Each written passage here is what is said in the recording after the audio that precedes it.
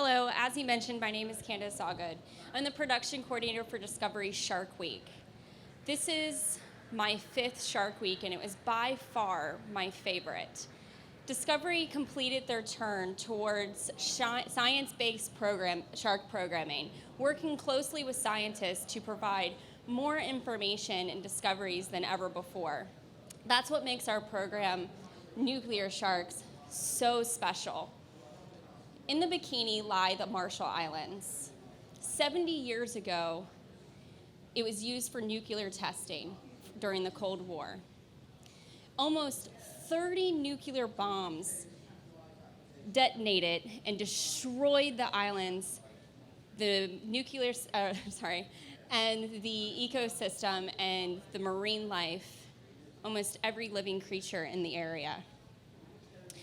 But the great thing about Mother Nature is that she never forgets. And when she's left alone, she will rebuild. And then it's exactly what happened in Bikini. It is now thriving again. It is now a vast area for Shark Sanctuary. It's home to countless reef sharks and other marine life. But how did reef sharks repopulate Bikini? They're not known for migrating. That is the very question that brought Dr. Luke Tipple and Philippe and Ashlyn Cousteau all the way to Bikini for an answer. They got their answer, but what they discovered along the way is quite surprising. Please take a look. Bikini Atoll, a remote South Pacific paradise, lost in time. Then, in 1946, this faraway coral atoll became a nuclear test site. Over the next 12 years, 23 atomic tests wiped out every living thing for miles around. 60 years later, Bikini is still radioactive. Spiking up. I think we should get out of here. Yeah, I don't want to spend too much time here. But life abounds in unexpected ways. They're keyed in, they know that we're here. The sharks are back. Yep. Now! Oh! But how is a mystery. Reef sharks don't migrate. So where did they come from? And how did they get here? Right now we have about a dozen of sharks feeding. Ashlyn and Philippe Cousteau You guys ready? Yeah, man, let's do it. are on an expedition to solve the mystery of Bikini's nuclear sharks.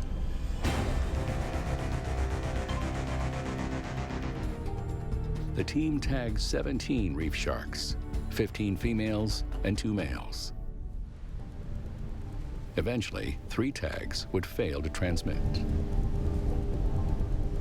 Now, 7 months later, the remaining 14 tagged sharks tell an amazing story. 4 sharks tagged at Bikini travel in and out of the lagoon, hugging the same reef where they were tagged. One tag signals the shark has stopped moving, a sign it may have died. 4 female sharks tagged at Rongelap migrate 20 miles to Knox Island. Other tags send a glimmer of data that suggests how sharks repopulated Bikini. Very short bursts of location data put one shark tag at Wotho Atoll, 97 miles from Bikini. And another even farther away, 275 miles at Likiup Atoll. These are long and dangerous journeys for small sharks. If this data is confirmed, it changes the common belief about gray reef sharks. It shows that they are capable of traveling much longer distances than previously thought. The team may just have discovered how gray reef sharks repopulated Bikini Atoll after the nuclear blasts.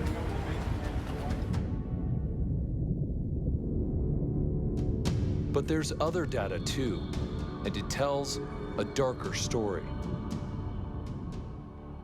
Sharks naturally move up and down in the water column, so light and temperature change continuously.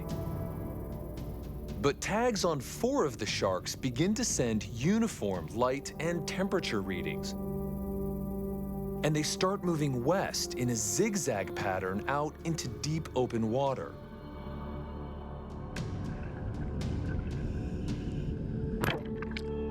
These are the tracks a longline fishing vessel would make. Data from 4 more tagged sharks show the same pattern. Something is very wrong. All of our sharks were tagged inside the world's largest shark sanctuary, established to protect sharks from commercial fishing. And now, 8 of our tags send signals that they're aboard fishing vessels. That means they were all caught illegally. So how many more sharks in the sanctuary meet the same fate? One satellite track ends in the fishing port of Baybay in the Philippines, another in the Leyte Gulf, and 2 more are traveling close together in the Philippine Sea. Yet another track ended at Apra Harbor on Guam. The shark tag itself was found lying on a beach.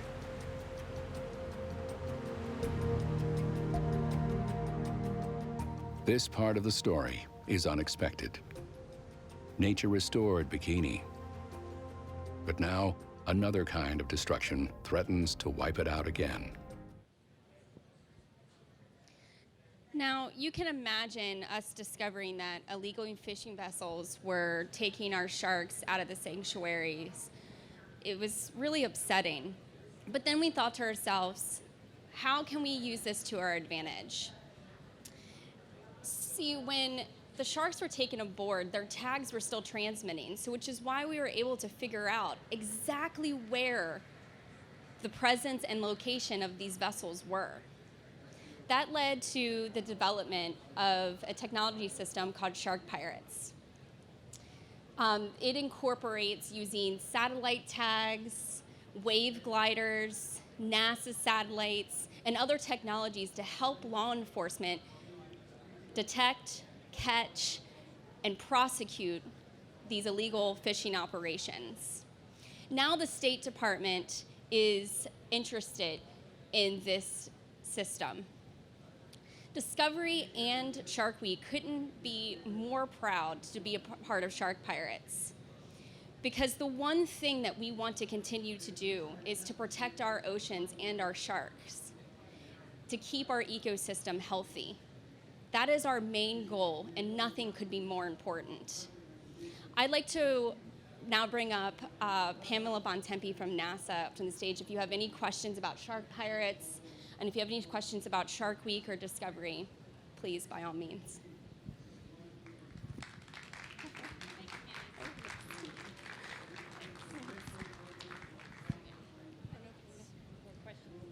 Yeah. Anybody have any questions?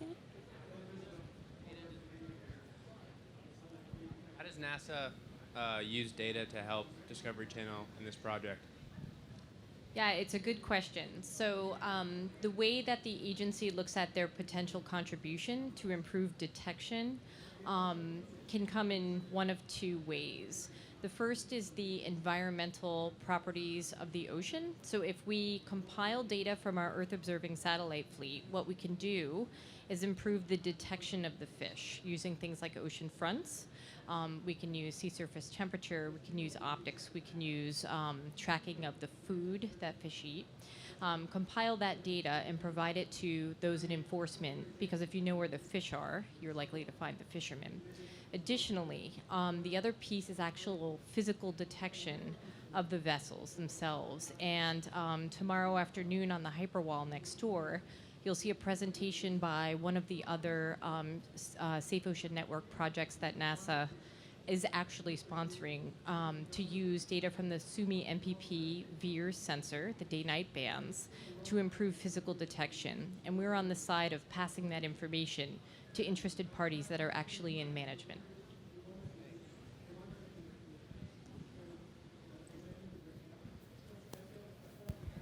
So, is Shark Pirates a Discovery Channel show, or is it a program that uses satellites to track fishing boats that have picked up satellites that are traditionally used for sharks? But what exactly is it?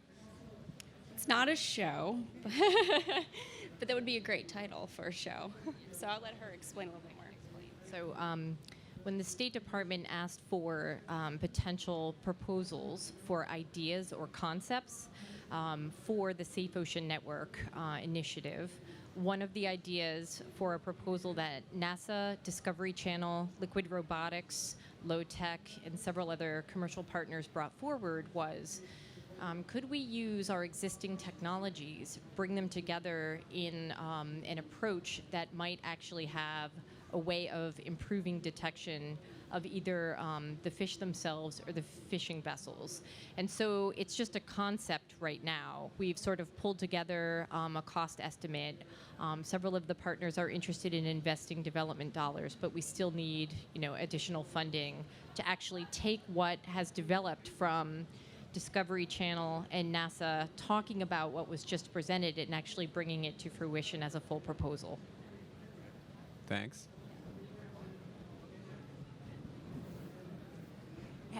Would you think that you would start in a particular region first, or would you look to do maybe just Bikini or some other areas, or would this be something that you would expand to all regions? So it's a good question. The way the Safe Ocean Network initiative has developed, there's a federal partner that brings a concept forward, and NASA is the federal partner. Internally, the partners have talked a little bit about where is there an opportunity, a pressing need, and you sort of start thinking about the marine protected areas like Bikini as a potential. And given the work that Discovery's done, it was definitely one of the areas that the team was thinking about for the start if we actually received the funding to go forward.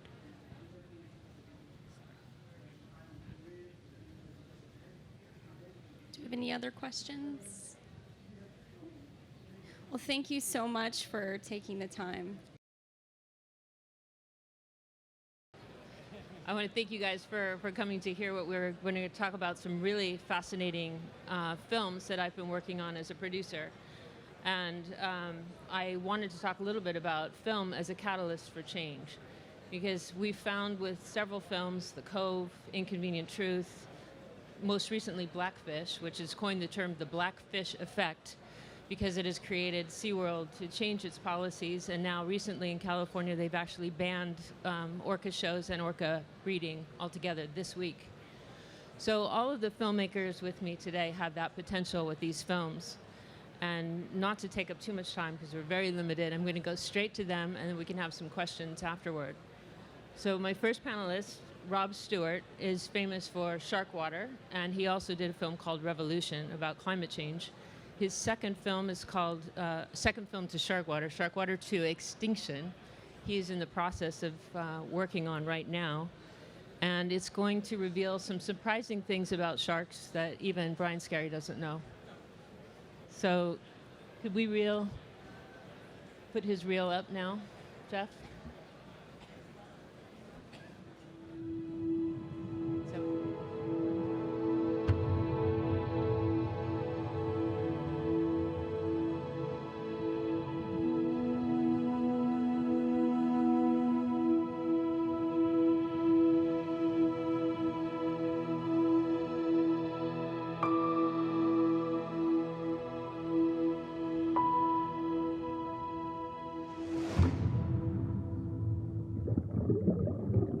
You're underwater and you see the thing that you were taught your whole life to fear, and it doesn't want to hurt you, and it's the most beautiful thing you've ever seen.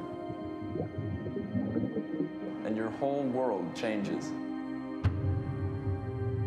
The one animal that we fear the most is the one we can't live without. Nature created them for a reason. Now human beings they don't care. There's no campaign like a Greenpeace campaign to save the sharks. They're the scourge of the ocean, and everyone should go and catch one. Future generations are going to think of us as barbarians. I needed to know why people were killing sharks and what I could do to stop it. So I embarked on a journey that would change my life forever.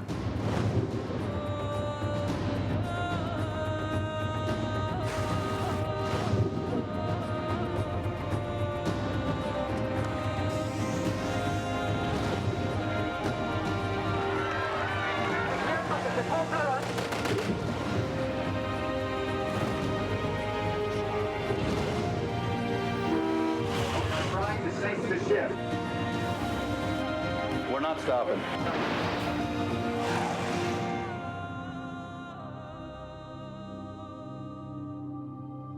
So that's the trailer for our first film. Thanks. I started making Shark Water in 2002 because I found out sharks were getting killed for shark fin soup. And I believed enough in humanity that if we just knew that sharks were being wiped out, that we were killing 100 million sharks a year, that shark populations had dropped 90% for the sake of this delicacy, I hoped that the public would fight for sharks.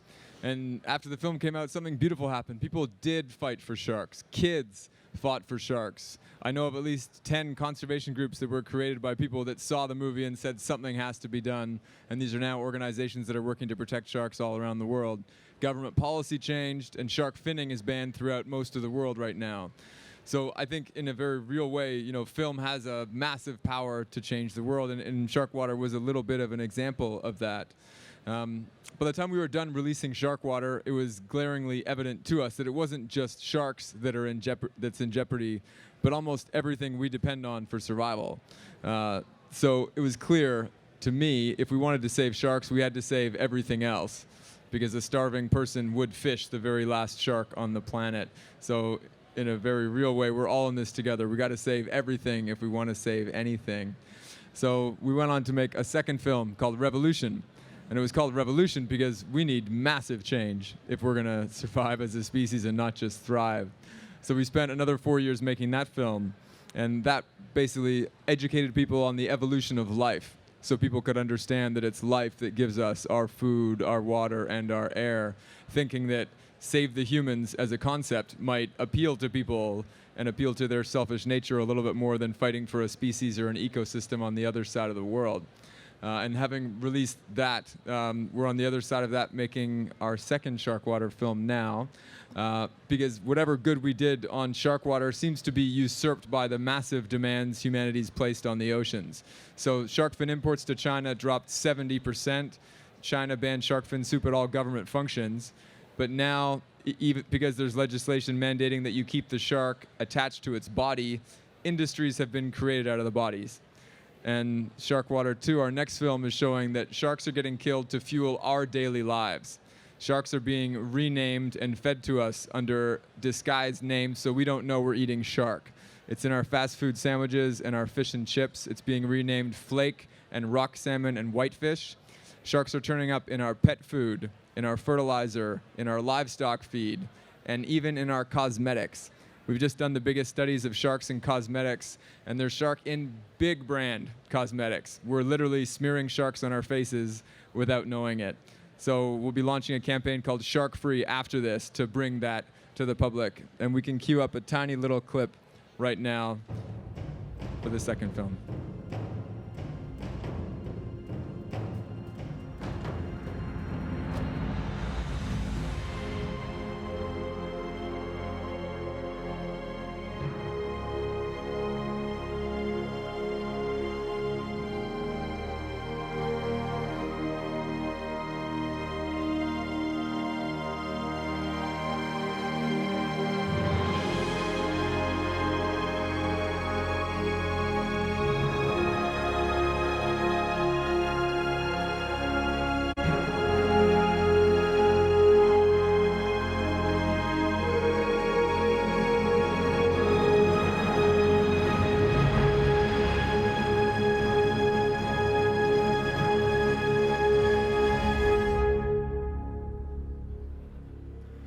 So that's just a tiny little teaser.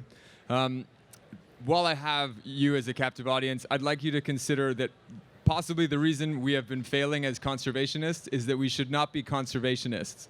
The battles that we're endeavoring right now to slow down climate, to slow down our emissions, to slow down fishing, we're battling things that are so ubiquitous and ingrained in us as a civilization that even if we achieve slowing down some of these industries, we're still going to live in a degraded world.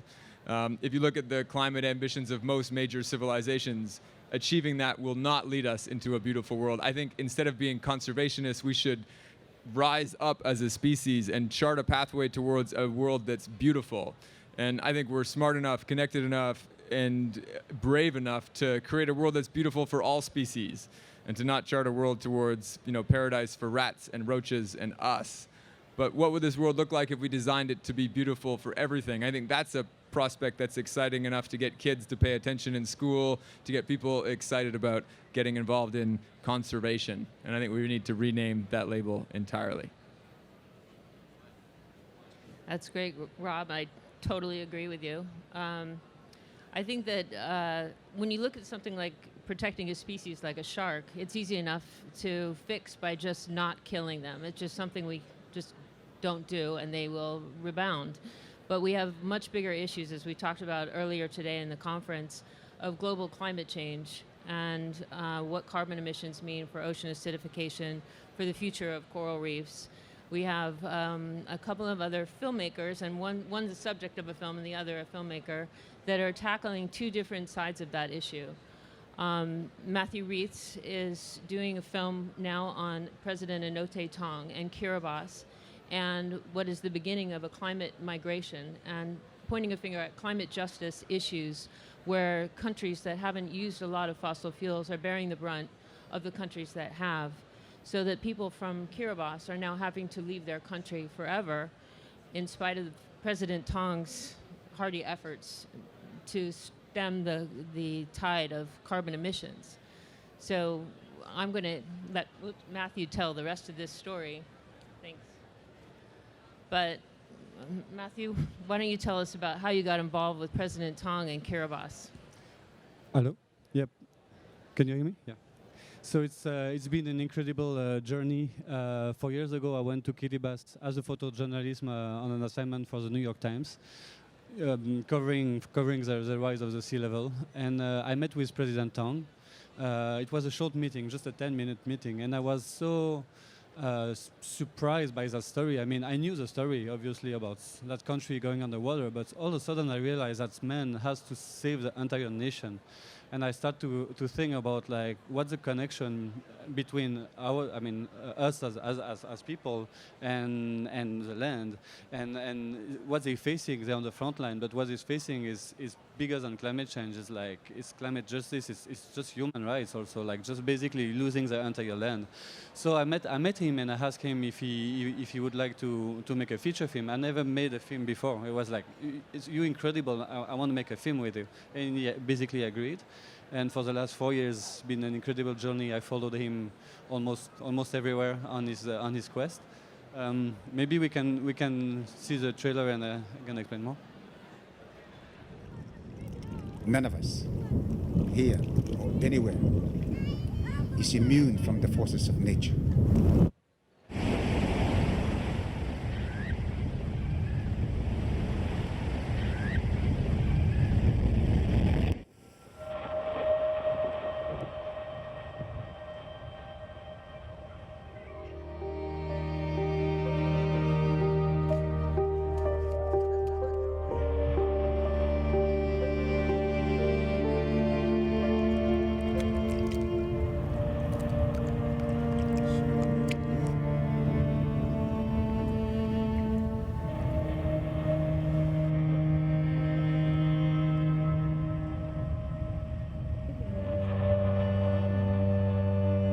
Let us not stand aside while things unfold, because it's about our survival.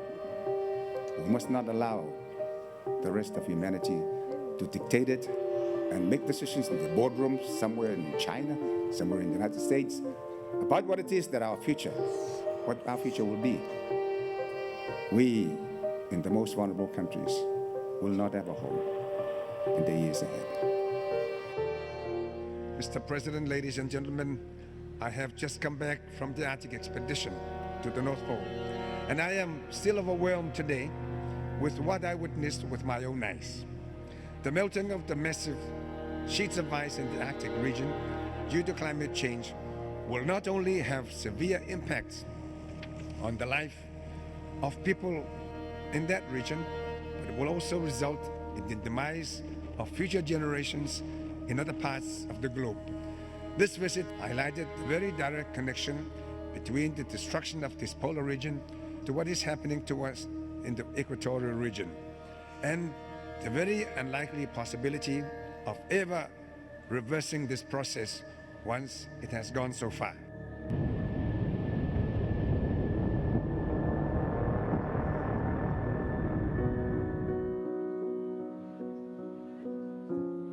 In the Pacific, it is about people, our culture, our tradition of putting people first.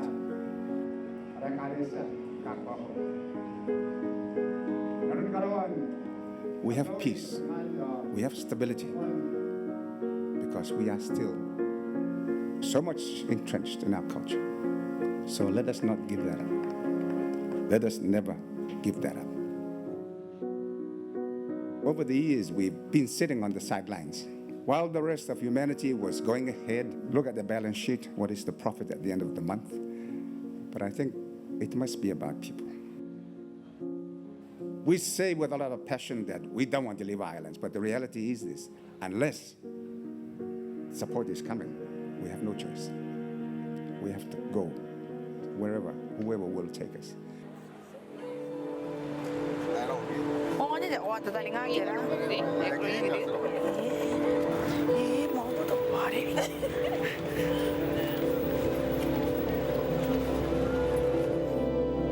Can I touch? Yeah, sure.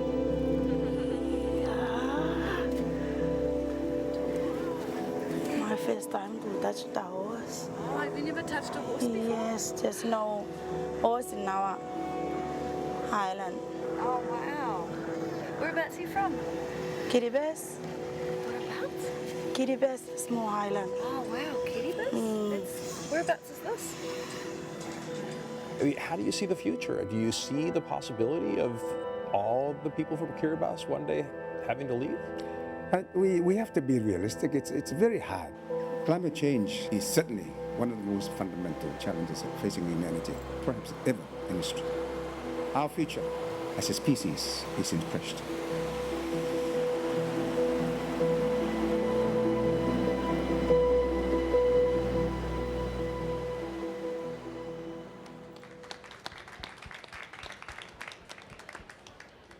So what I realized during those 3 years following the president is like the solutions that are now out there to save Kiribati, mainly, for instance, the COP21, where we spent there for a week and they reach an agreement, or technological answer, or it's not an economical or political answer, not going to be the answer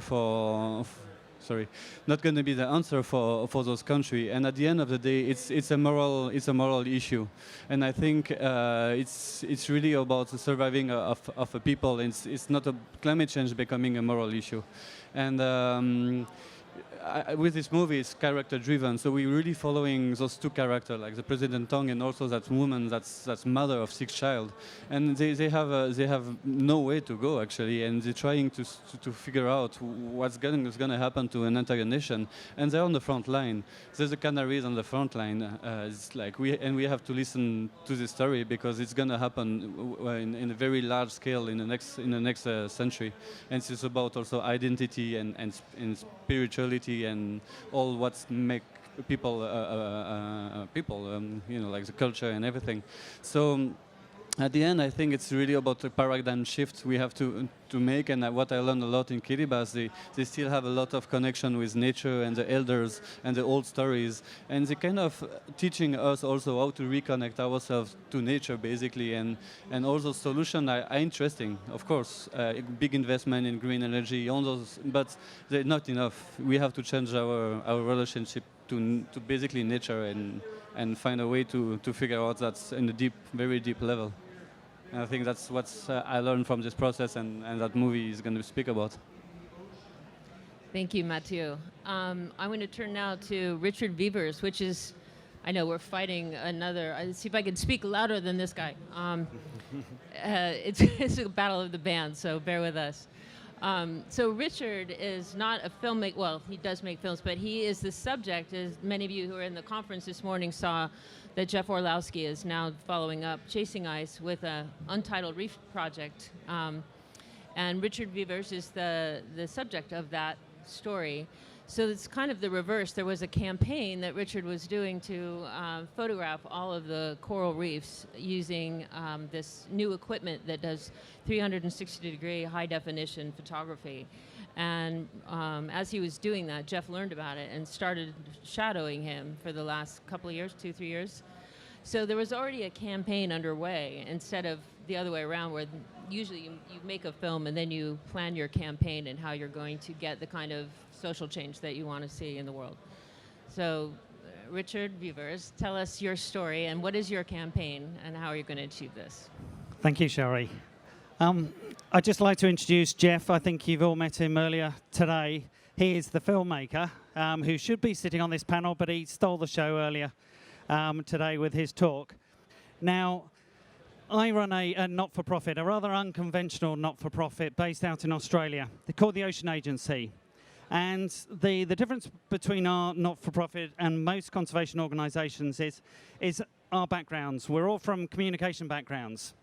And when we looked at the issues going on with the ocean, we realised a lot of it was an advertising issue, a communication issue. The fact that people couldn't see what was happening in the oceans. So we decided to do what we felt was the obvious next step and take Street View underwater. And we designed a camera that could do exactly that. So it takes 360-degree images in the same way that the Street View car does. But rather than being on the streets, we're motoring around underwater in underwater environments. And it's been a hugely successful project that's been financed by a corporate partner, XL Catlin. And we were able to do underwater Street View. And we've already covered 26 different countries with this underwater Street View, allowing people to go and see these environments for themselves. You know, even in the first week of underwater Street View, more people went virtual diving than have ever been diving in history. That shows the power of the partnership with Google. And we're only really just getting started. What we also found is we could use this for science. And we brought on the University of Queensland with Professor Ovo Gilberg, who was one of the leading coral reef scientists in the world. And we were able to record reefs on an unprecedented scale, again using corporate funding. So we carried out a 1,000-kilometer survey, photographing it every 2 meters, which is an incredible record to record change over time. But just over 2 years ago, this started. It was the third global bleaching event. And we realized that we'd invented technology that would be able to reveal this really on an unprecedented scale. And we'd also built the partnerships to be able to do that. So that's what we decided we were going to do. We were going to be like the storm chasers underwater, chasing this global bleaching event as it went around the world. So we started off in Hawaii, then we ended up in American Samoa, and you saw some of those before, during, and after images from American Samoa earlier. And we were trying to get the sort of the quintessential images that could communicate this, because it is a stunning event. It is, when you jump in the water and see coral bleaching, there's nothing like it on Earth. And it's a clear opportunity for engaging people with what's happening. And for me, it's the clearest indicator of climate change. So we've been to 10 different countries, photographing the bleaching event as it's been hitting in different regions. This is one of the shots that I took recently. It was a day trip to the Maldives to get this shot. And another shot from the Maldives, which shows that quintessential white bleaching. And then it hit the Great Barrier Reef. And this has probably been our most famous imagery. We got a lot of media coverage around the Great Barrier Reef. Now, with the Great Barrier Reef, we decided to go in before the bleaching. We went in at the height of the bleaching, but we also went in after the bleaching. And that was probably the experience that's had the most profound effect on me. We jumped in the water on the Great Barrier Reef after the bleaching. It was only about 5 weeks after the bleaching. And what we saw was, it was very different from American Samoa, where it was just a dead reef, and you saw the fish had disappeared. This was slightly different, because what we found was the hard corals had all died, and they looked like they'd been dead for many, many years. But the soft corals were still rotting, and they were dripping off the reefs. And it was when we got out of the water that we realized we actually stank of rotting animals. And it's that point that you realize that this is an ecosystem of animals that is dying. And that story was a major story with The Guardian. And it really sort of made quite a big impact. And so that's what we've been doing, is providing imagery for the media to be able to tell this story. And I feel it's a great opportunity to take this forward for other ocean issues, because we've had huge success with this media. We've been trying to make it front page news, and it has been front page news over the last year especially. Now today, if you look up on time.com, you'll see some of our latest imagery, and this is some of the imagery that probably I'm most proud of. We jumped in the water at New Caledonia, and it was arguably the most stunning sight I have ever seen. The corals there were fluorescing in a way that I haven't even heard described before. It was insanely bright colors. So everything from the bright yellows you see here, which were kind of highlighter yellow, to bright blues, bright pinks, bright oranges. And it's amazing at its ability to capture the public imagination to then suck them into the story. And there's a really great feature with a 360 imagery on time.com today. And the last image I'm going to show you is from literally a couple of days ago. We just sent a member of our team out to Okinawa, where we heard there was some major bleaching happening. And this is what it's like underwater right now. So I feel there's an amazing opportunity with the imagery that we've got to tell this story in an ongoing way. And it's really important. We've got Jeff's film coming out next year, where we'll be able to tell this story in a major way and really hopefully engage people. But it's about the impact campaigns that go with that. Jeff's had huge success with his previous film in converting a congressman from his position on climate change, from being against to being supporting climate change action. And that's what we're wanting to scale up with this film, as well as scale up an initiative, a global initiative to save coral reefs. So we really feel we're just getting to the start with this project, and we're really excited about the film coming out. Thank you. Thank you, Richard.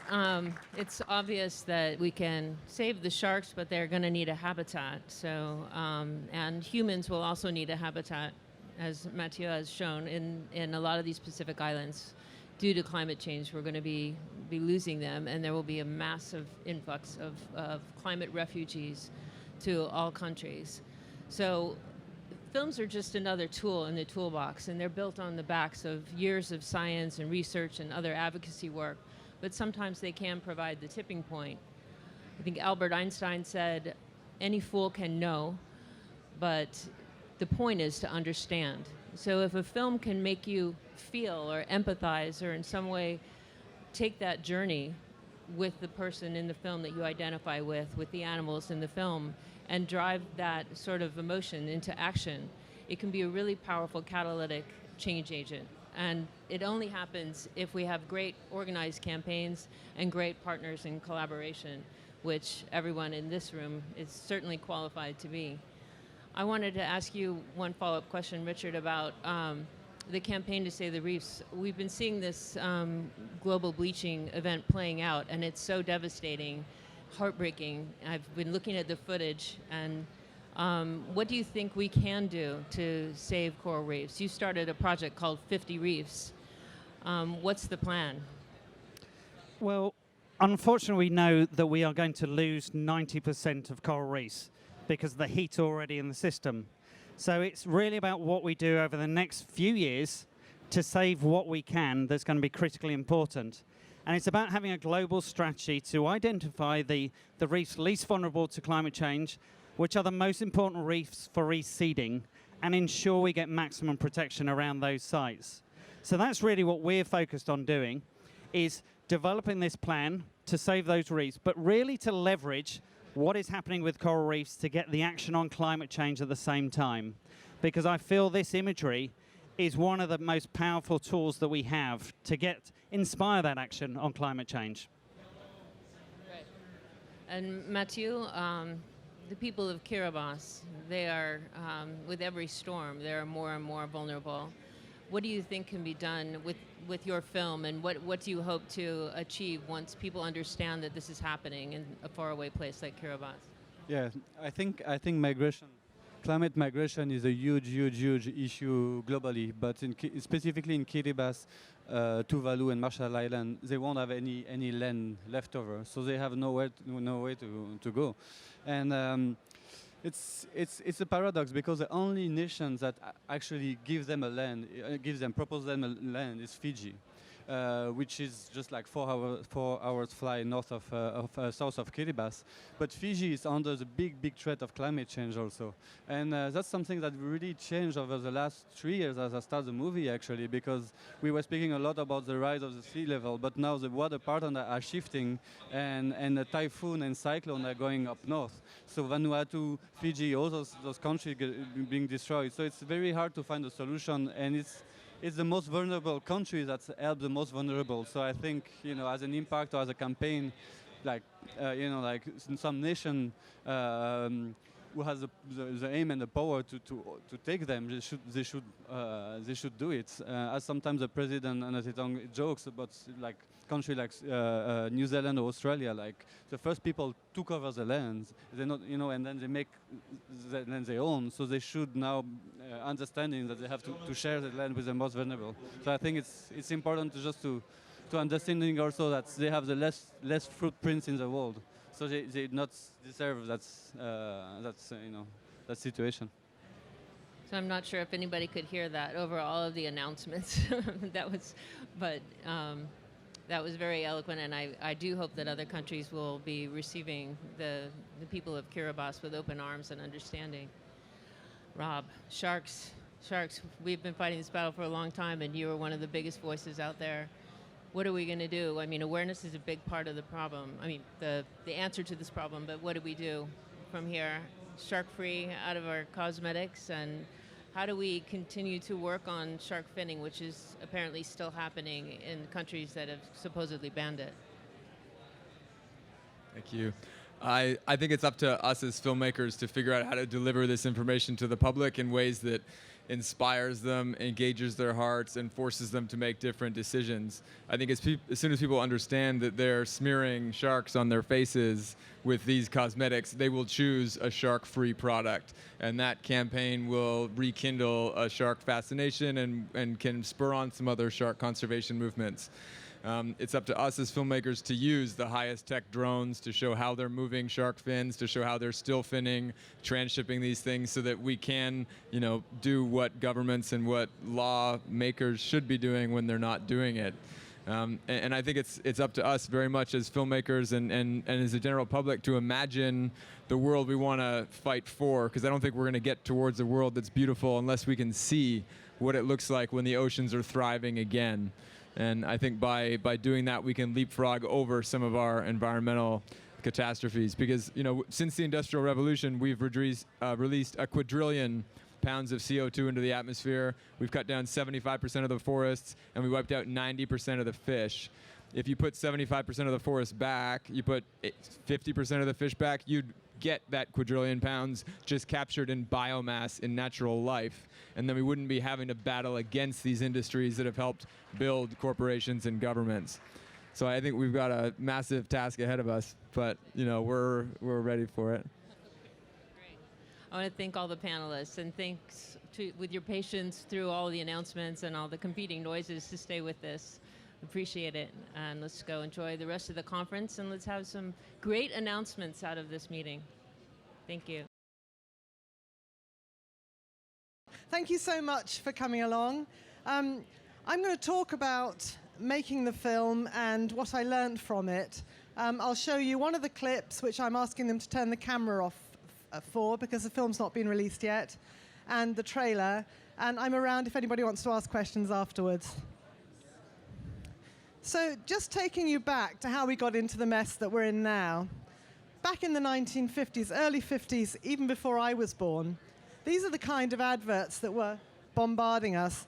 Even our doctors were telling us to smoke, and there was a special cigarette you could have if you're an asthmatic. If your baby was crying too much, don't worry, you can feed it opiates. That will make it sleep. And if you're worried that you may miscarry, why not take this other drug that will probably lead to cancer later? And Distaval, of course, we all know the story about the thalidomide. Now, round about that time, this magazine came out with an article about this incredible new thing that you could do with plastic, which was going to save you so much time and so much effort. You could use plastic products, you could use your plates, your cups, and your cutlery, and just throw it away afterwards. And nobody really thought about that. They were saying plastic's disposable. We can laugh at the other adverts now, and yet we're still doing this one. And the more I look at this, the more I cannot believe the mess that we've got into, and the kind of things that are supposed to give us an easier lifestyle. But actually, when it comes to throwing something away, where is away? Now, those of us that are lucky enough to live in a place where your plastic waste is taken away don't really think about it. You can recycle it, but even if you recycle it, you don't always know where it goes. And much of the stuff that we think we're recycling is actually shipped off to Asia, where they don't have the infrastructure, to countries that don't have the infrastructure to deal with it. And they only want a certain type of plastic, which is the PET. And the rest, well, they put it in the rivers because that's going to be an easy ocean to take it away from where they are, an easy route to take it away from where they are. And off it goes on its journey into the sea. It breaks my heart to see the children because this is their backyard. They don't know clean water to play in. In 1961, we were producing 8 million tons of plastic worldwide. We're now producing more than 300 million tons, and the new statistics are showing us that an estimated 8 million tons of plastic waste are ending in the oceans. So we're actually letting the whole amount that was produced in 1961 get into the oceans today. And I think that's the most incredible figure. And if we carry on at the rate we're going to, goodness knows what's going to happen to our already threatened oceans. So thinking about the documentary I decided to make, I'd seen these pictures of albatross. I'd spoken to the cameramen that had been out to Midway Island, and I'd seen the plastics that they'd brought back. And I also started hearing about this huge, swirling new continent that was forming in the North Pacific Ocean. It was 10 meters deep, twice the size of Texas, 3 times the size of Spain, and so on. All these statistics. And I thought, right, this is something I'd like to make a documentary about. So I'd planned all the ways I was going to film it, managed to get myself on a scientific research vessel. Oh, sorry, another statistic here. How long does it take plastic to disappear? The top figure there, 500 years for diapers. Well, plastic's only been around for 150 years. So where are these figures coming from? And that's what I wanted to find out. So I went off to the center of the North Pacific and spent a month there. And that picture is actually taken in the middle of the so-called Great Pacific Garbage Patch. Now, we did see bits of plastic floating around, and this is the total amount we found after 1 hour that we pulled into the boat. So it's not good, but it's not exactly a 10-meter deep continent of plastic. Now, plastic will either float or it sinks. If the density is less than 1, it will float. I'd also learnt on the ship that it takes about 20 years from the plastic to get from our coastlines to the centers of the oceans, and that during that time, with all the sunshine and the wave action and the salt, it breaks up and breaks up and breaks up into tiny pieces. So we put 2 trawls in, one on the surface and one 2 meters below because of this business of it being 10 meters deep, and virtually everything was in the top trawl. We started trawling 400 miles off San Francisco as we headed west, and this was the first trawl that came up. And I was horrified at this, horrified that water that looked so clean had these little plastic pieces in. But that was nothing, because the closer we got to the center, this is what was coming up in every single one. And that, of course, is much more insidious, because when you think of this being the size of plankton, and plankton being the heart of the food chain. But my problem was, how do I make a film about something that I can't see? It's boring enough to make a film about pollution and to get that to all the people that you want to get it to. So that was one of first of many challenges. So I thought, right, what feeds on plankton? Well, blue whales. So the first shoot that we did was in Sri Lanka. filming blue whales and the plastic swathes that we saw around where these whales were feeding. This is a pygmy blue whale, tiny little thing, only 24 meters compared to the main blue whale, which is 27 meters. That was a baby, and it became a very powerful sequence in the film. We also wanted to see what was happening on the deep ocean floor, so we commissioned a sub. We were supposed to have 3 days going out to known debris fields, but the weather was constantly against us, and we managed to get 1 day with this sub, and we couldn't get out to where we knew there was plastic. So it was a case of, right, if we put the sub down where we can, are we going to start seeing it? And absolutely, we started seeing it. I'm going to tell you now about a sequence that didn't get into the film, but I think would have been very powerful, and it's one that we will use for our education program. This is Trefoil Island, which is just off Tasmania, and shearwaters breed there as well. And the Aboriginal people harvest them every year. They harvest the chicks. Now, they have a certain number that they can take, and they literally go from being fluffy little chicks to ending up looking like oven-ready chickens. For us, it was a way to be able to look at the stomachs of these animals, because all the guts were thrown into a gut bucket. So what we did was look at 100 stomachs of these birds, and every single one of them had plastic pre-production pellets in them. Now, this story gets even more intense because the adult birds have been tagged, radio tagged, to see where they're going to pick the food up to give their chicks. And all of them are going down to the Antarctic polar front, which means that every piece of plastic that you see there had come from Antarctic waters, and that's what the parents are feeding their chicks with. And you can see there's a lot of pre-production pellets there as well. In fact, the black ones are the recycled plastic. So it does get everywhere. There's nowhere that you can go in the oceans where you're not finding plastic. I think I've got my trailer coming up now for the film, and then I'll tell you what we're going to be doing to take the message forward. I remember the first time I saw a blue whale. Oh, look, look. Wow. I followed them since childhood. What do you think it's from? Is it from a ship? I could see plastic everywhere. We were in what we thought was a relatively pristine environment. I started to wonder what was happening in oceans elsewhere on the planet.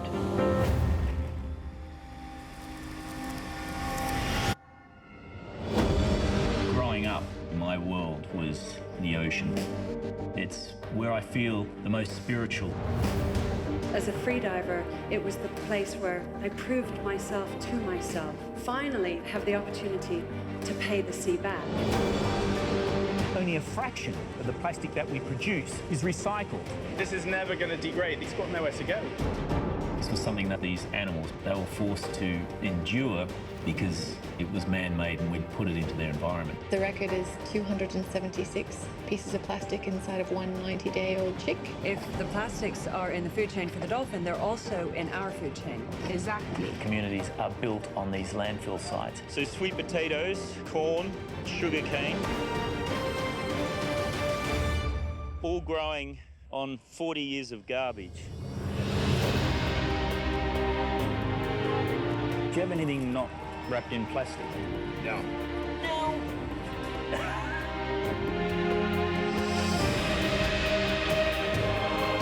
We have to make our life better for our kids' children.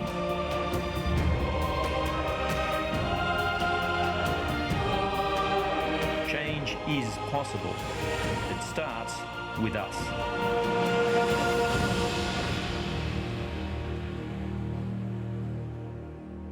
So we were filming in 20 locations around the world, and we've now just managed to secure global distribution for the film, and the release date is the 12th of January.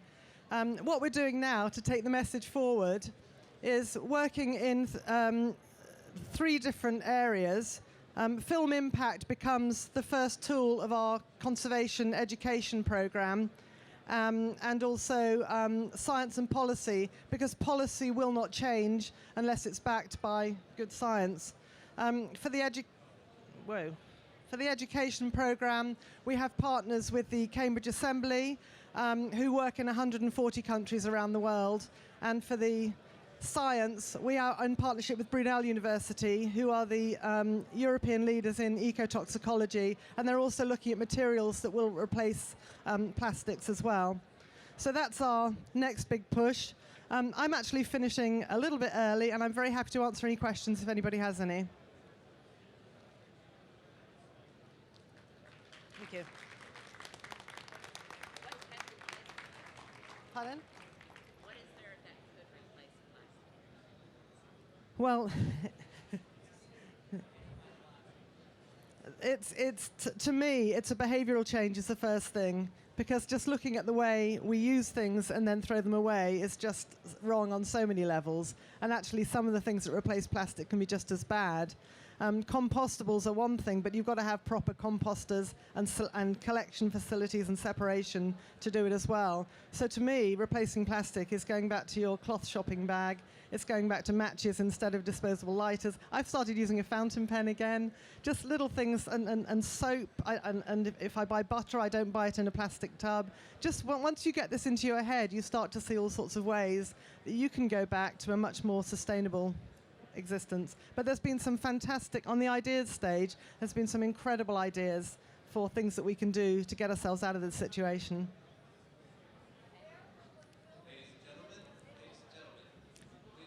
Did you say where will it be? On the 12th, we're having special screenings in about 50 cinemas around, I'm going to fall off this stage, around the States. But then after that, it'll be available online. So we've got special screenings, film festivals, and then online distribution.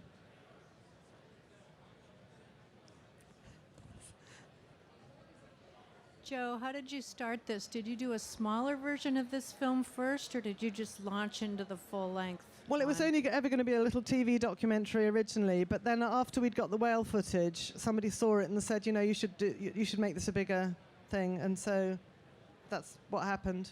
It kind of grew. I mean, it was almost 8 years ago that I started, and I just thought it would be something I'd make after one trip, and then it would be finished. But it just kind of snowballed. And actually, the whole issue has grown and grown, and I think there's probably a better audience for this now than if it had come out all that time ago.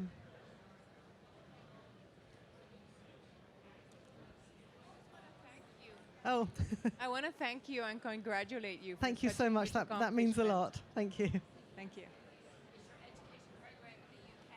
No, it's going to be global. We're starting in the UK, but we're already talking to educators in other countries because we want everything to be available online, so teachers can download workshops, students can download worksheets, all of the research materials will be there, and that's what I'm working with these people at the Cambridge Assembly on.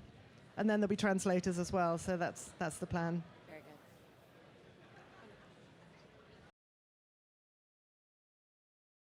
Thanks very much. It's really a pleasure to be here. So what I'm talking about is our film, A Fragile Legacy. And the theme of that is that ocean biodiversity is as fragile as glass. And in addition to the film, I also have a book that's just out this year, shown here, Sea of Glass. And it's about the same theme. What you can see here is a glass sea slug that's made by master glass workers, Leopold and Rudolf Blaschka, 160 years ago. And I'm the curator of this collection of over 500 models. And the whole idea is that art translates nature. We're finding these masterpieces of art are kind of an amazing way to translate nature for those without an inherent experience.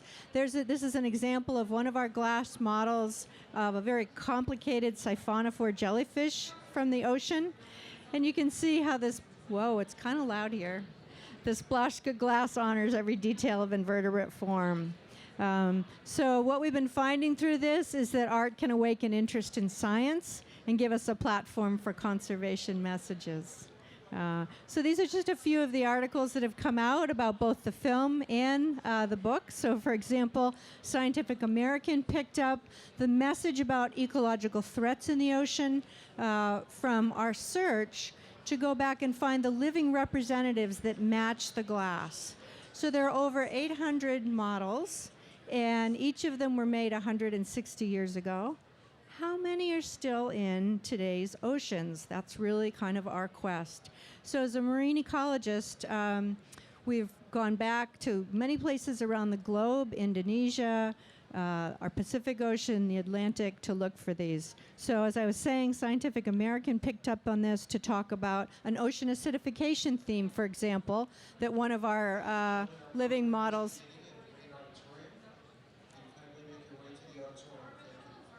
Just got to give him a minute. Can tell us. This is, again, another article in Natural History. University of California Press picked up on this to talk about ocean bleaching, coral reef bleaching, and some of these models are examples of corals, and we can use them to kind of talk about that message. So what I want to do today, though, is show you the trailer for our film, Fragile Legacy. And the Fragile Legacy film charts our quest to go back and find the living representatives of the glass and also explore some of the ecological threats to these. And so I'm going to go right. Let me just say that Fragile Legacy is created by director and producer David O. Brown. I am not the filmmaker. I'm the biologist and the curator that works with this collection. It's been kind of my quest to restore the glass and to go back and find the living representatives. And so Fragile Legacy kind of charts that voyage that, in fact, we took together. And like so many films, it's really very difficult so often to fundraise for these. So the way we did this is David basically came along on my research trips to places like Indonesia, to places like islands off the coast of Maine, and we kind of bootlegged some of the development of this film on the side. And so this is the well, I'm only going to show you the trailer, which is 3 minutes, but the film is now a 30-minute version that's been touring and actually winning in quite a few of the film festivals.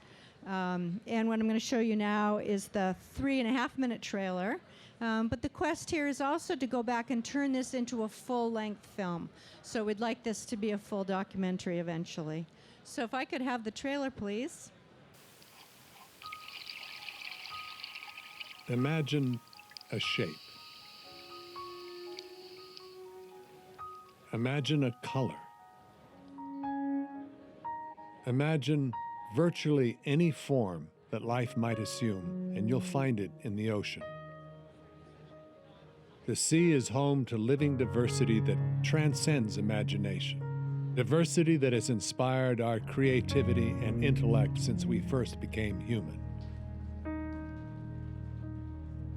In 1853, master glass artisan Leopold Blaschka was sailing from Europe to the United States. The wind died off the Azores, leaving the ship becalmed for 2 weeks. Jellyfish and other creatures moving past the rail entranced Leopold. He drew them, determined to later capture the shining essence of the creatures in glass.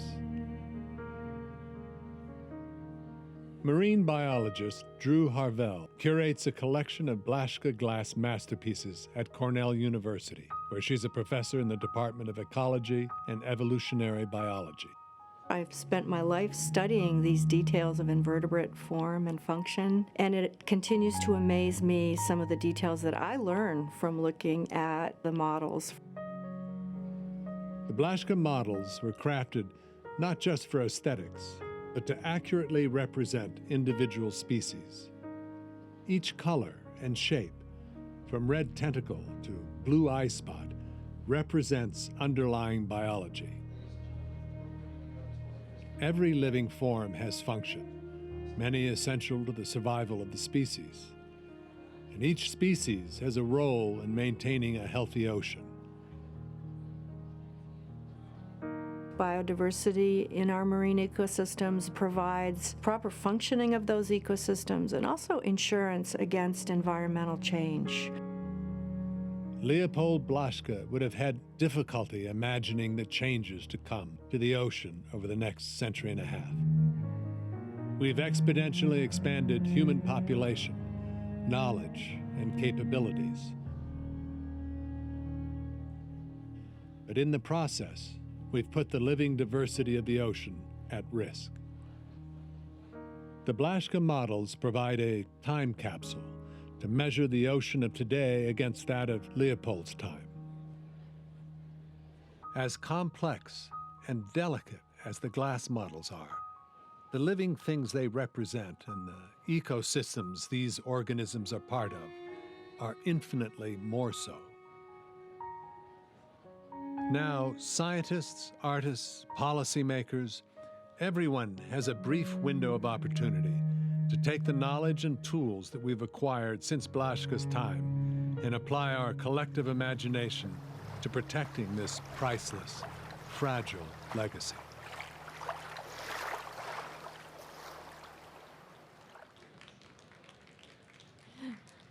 Thanks very much. So I've been asked to leave time at the end for questions. I want to just say a few more things. The footage that you saw, quite a lot of that from the trailer was footage that we took in Indonesia, where we've been working on the health of marine protected areas and the health of coral reefs. In Myanmar, we have projects looking at the relationship between ocean health and human health as well. And so we hope to use these stories and inspiration for the glass kind of to inspire interest and engagement in some of our marine ecosystems.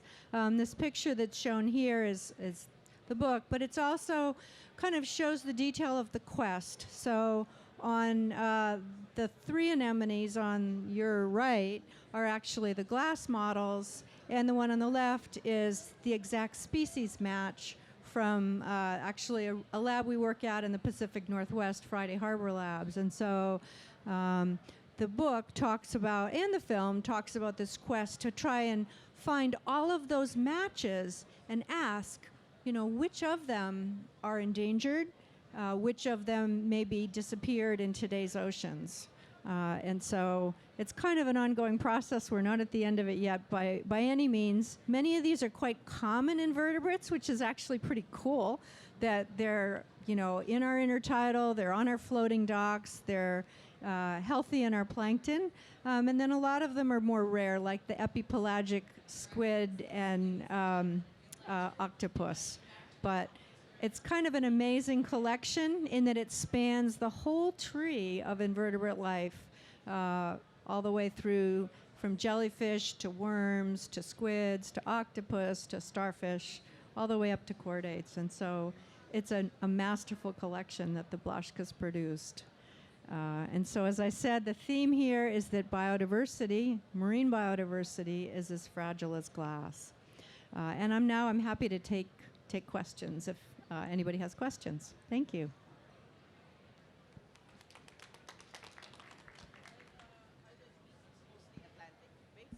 Are the species mostly Atlantic-based? That's a really good question. So the Blaschkes worked in Dresden. A lot of the species are Mediterranean, and they actually worked, if you can imagine them, in 1860, ordering specimens to be sent to them from a marine lab in Naples, Italy, to Dresden have them mailed. And I'm not sure exactly how they mailed them, but they would actually send a glass ball and ask that it be packed with these invertebrates and sent to them.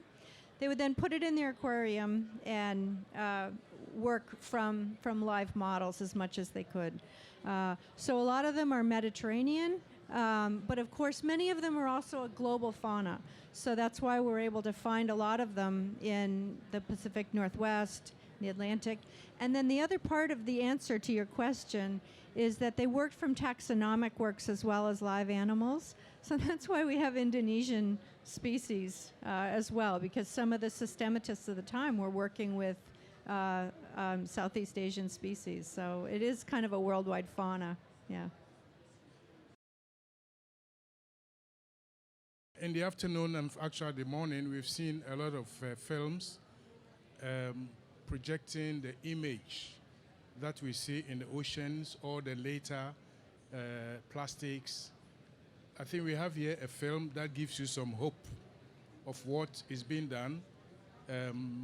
Now, in the audience, we have the Assistant Director General of FAO in charge of Fisheries and Aquaculture is here. We have the Honorable Minister of Fisheries of Ghana, who actually is in the film.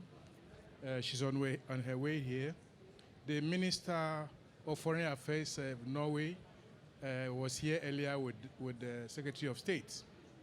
So we will show the film, and then what we do is that I'll give you a very short message after that, and then we will open for discussions.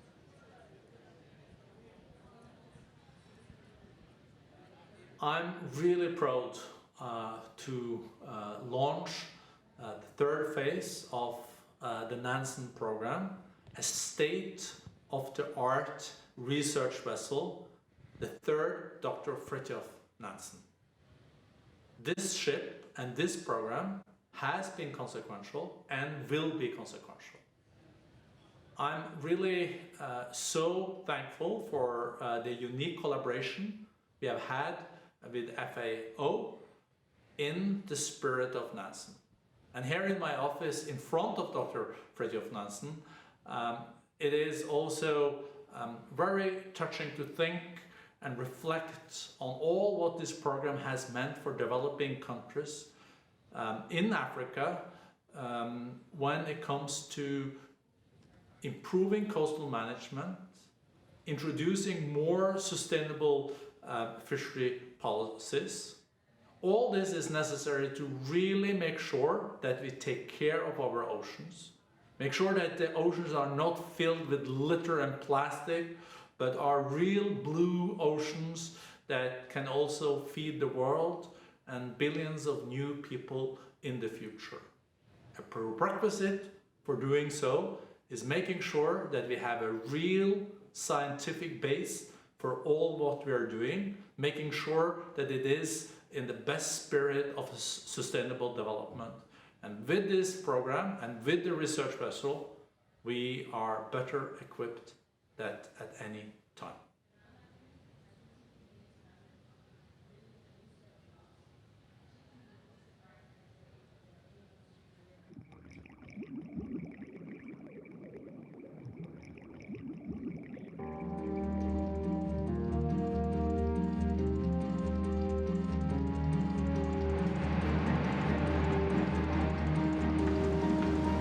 State-of-the-art, multi-purpose research vessel, the Dr. Fridtjof Nansen hits the water prior to its final outfitting.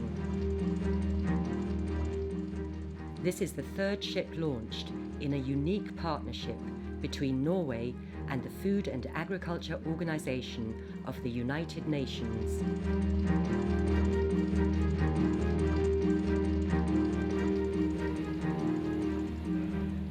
Research coordinator Torre Strome has worked on board the previous two Nansen ships. Standing here looking at this vessel, about to be finished and will be sailing within a half a year or so, it is for me personally surprising to see that this project is around after so many years. So even if we are looking now 40 years backwards, I would say quite optimistically that we can also now project our vision 20 years forwards. Over 4 decades, the Nansen research vessels have sailed the equivalent of 60 times around the globe.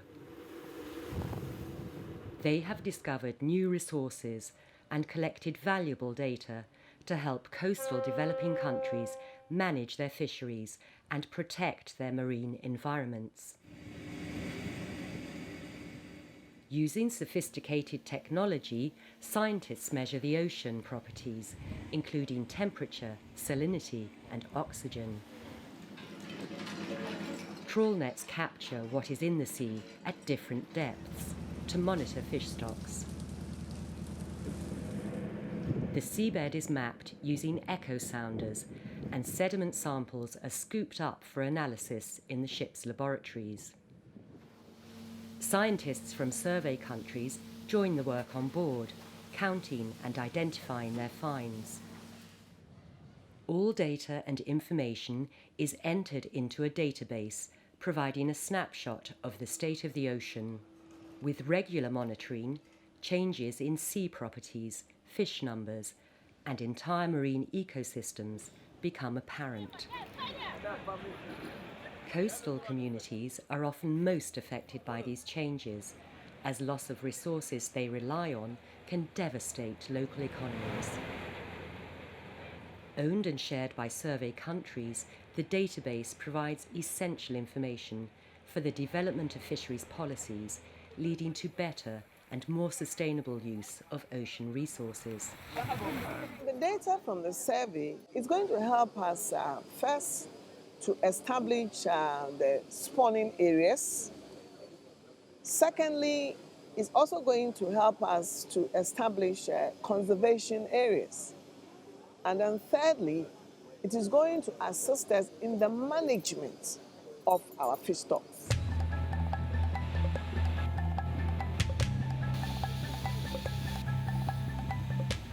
This new Nansen is designed to be bigger and even better, and is particularly equipped to gather more information to understand and address climate change and pollution impacts on marine ecosystems. Ship Design Coordinator Morten Eskedal points out particular features of the vessel's engine room. All the three generator sets and all related rotating equipment in this room is elastically and flexible mounted to the ship's hull to avoid the exposure of radiated noise to the sea. A super silent engine will reduce the disturbance to sea life, allowing more accurate monitoring. And a dynamic positioning system will enable the ship to work safely around sensitive infrastructure like oil rigs. You see all these dangling bundles of cables and so on, and this is going to be a bridge, and that's the captain's domain. So here, this is all the instruments for the navigation of the ship and for the movement of the ship. And we will proudly show them this room because this will show the best advantages of Norwegian design, ship design, and Spanish shipbuilding. This is a great upgrading of the previous Nansen. We have some unique new features, and also that we can work multi-purpose, that we can combine teams and working at the same time. The ship will accommodate more scientists and additional specialised laboratories, enabling wider collaboration. Facilities for onboard lectures and seminars will develop and strengthen knowledge.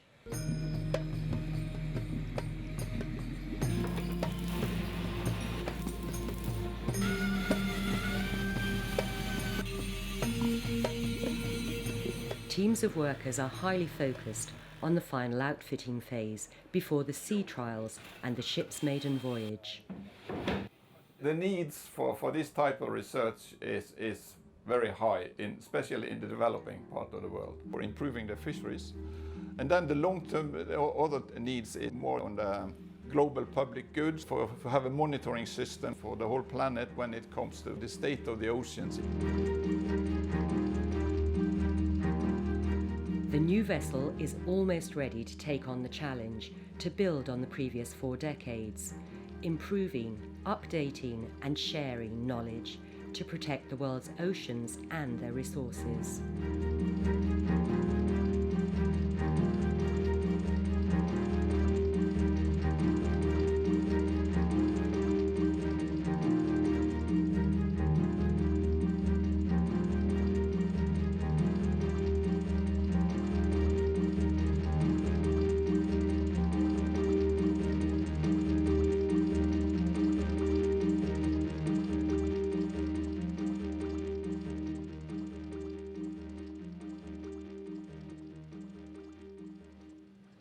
Okay, so this is only the research vessel, which is part of a program that has been running for over 40 years. The Nansen program should really be in the Guinness Book of Records as one of the longest running programs, a collaboration between a UN agency and a development partner for the benefit of developing countries. The program started over 40 years ago, looking at new resources for countries that had at the time been just newly independent. And then it moved into capacity development in research, fishery research, and fisheries management. And in the last few years, the program has been managed directly by FAO and the collaboration of the Norwegian Institute of Marine Research. The Minister of Fisheries in Ghana, I think, is here. This new vessel costs in the neighborhood of about 60 million US dollars. It's about 560 Norwegian kroner. That's a lot of money. And for every year, the program, Norway would put into the program another 120 million Norwegian kroner. All this is in support of developing countries to be able to build their own capacity to assess their resources. The new program will focus also on climate change, will focus on pollution. Some of the problems that had been shown in the previous films will be addressed.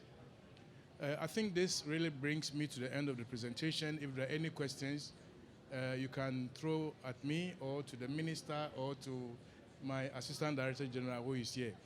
We do have some brochures around on the new program. We also have this one is on the results of the last phase of the project. Okay. So you will hear us talking about program and project, but when the program moved from Norway into FAO, with FAO's terminology, we called it AF Nansen Project. In the next phase, because the project is becoming much bigger, we've gone back to using the terminology program. So it will be EAF Nansen Program. EAF means Ecosystem Approach to Fisheries. You heard about Dr. Fridtjof Nansen. Those of you who are not Norwegians, Dr. Fridtjof Nansen, for me, perhaps is the most important Norwegian. I mean, it's one of the most important Norwegians. He was a scientist, explorer, a politician, a humanitarian, and for all it's a neuroscientist and a marine biologist. So Norway developing a program to help developing nations thought naming the vessel after Dr. Fridtjof Nansen was really the most appropriate. And his name has been on the vessel for 40 years and is going to be on the new vessel for another 20, 30 years. Thank you.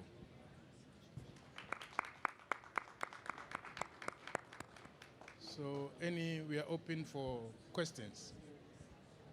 Please. That's great to see that resource coming into place.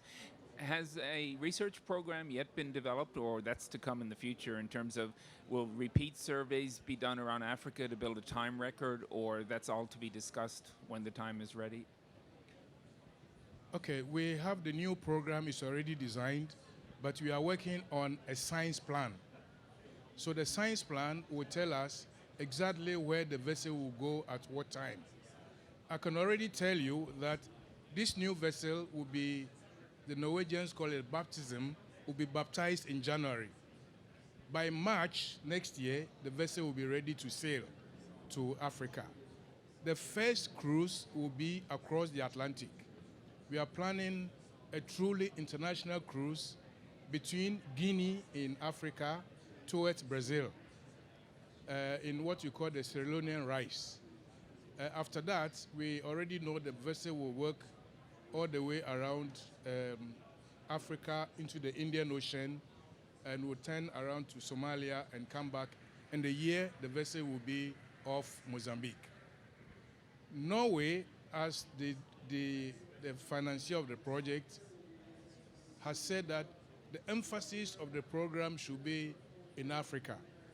But the vessel has been used in Asia, in Latin America, in some of actually all the tropical and subtropical regions. As at now, the program has worked in over 60 countries. So the issues of climate change, the idea is that this program is to fill in where developing countries don't have their own resources. To run a research vessel is not an easy thing, and many countries simply cannot cope. So the science plan is being developed. By the beginning of next year, we'll have a concrete science plan that will tell us what to do the next 5 years. Of course, there could be some variation based on the situations. But a solid science plan is being developed. Okay. Is it all clear? Okay, Annie, if you want to close this session for us, or the Excellency, since you have been a beneficiary of the program, if you want to say a few words for the audience.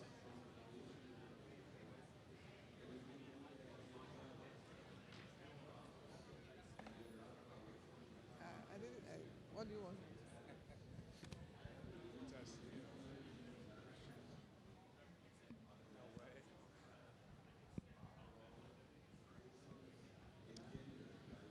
Thank you very much. This program, it's very beneficial, especially to developing countries. We've had the vessel in Ghana for 2 separate operations. I think the first one was for environmental studies, and it came to Ghana sometime in 2010 to look at the environmental belt in relation to oil exploration. And the second one is also for fisheries management. So one can, estimate the importance and the contribution that this vessel is making towards the sustainable management of our resources in the ocean, and also gathering environmental, data, especially for young countries exploring with oil exploration. So we would like to thank the Norwegian government because to spend almost 60 million to acquire a research vessel, it's quite expensive, But one day, Ghana, we are working hard so that we can get our own research vessel. The last time it was in Ghana, we realized that it's very important that we carry out more frequent, research from separate areas. That gives you a holistic, view of what is actually happening in the ocean.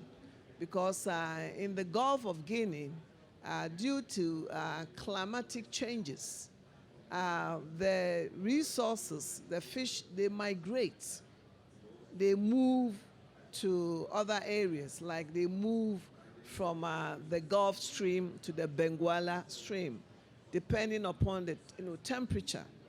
So it's always, we have discussed with FAO and the Norwegian government that it is important that the research is carried out in a different location, and we can get a complete picture of what is happening. But I must say that the recent survey, really, helped us, because it actually confirmed that the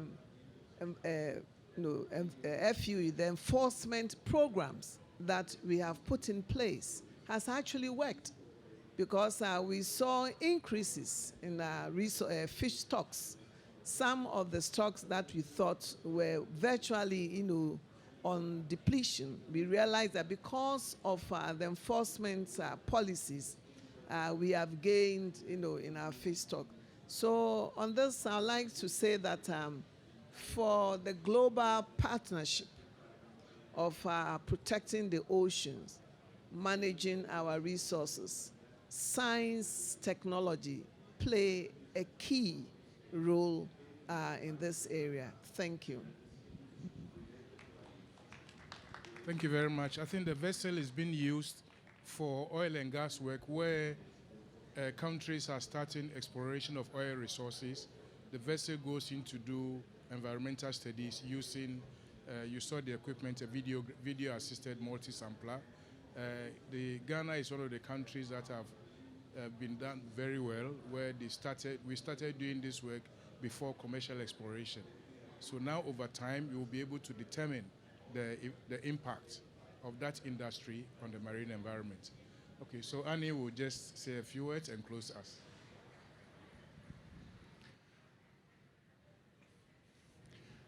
It's just a very short thank you to Kame for organizing this on our behalf, and I thank the Norwegian team here for the cooperation. Thank you all for coming, particularly the minister, and a really great thanks to Norway for their huge contribution to development of fisheries management through the Nansen program. Thank you very much.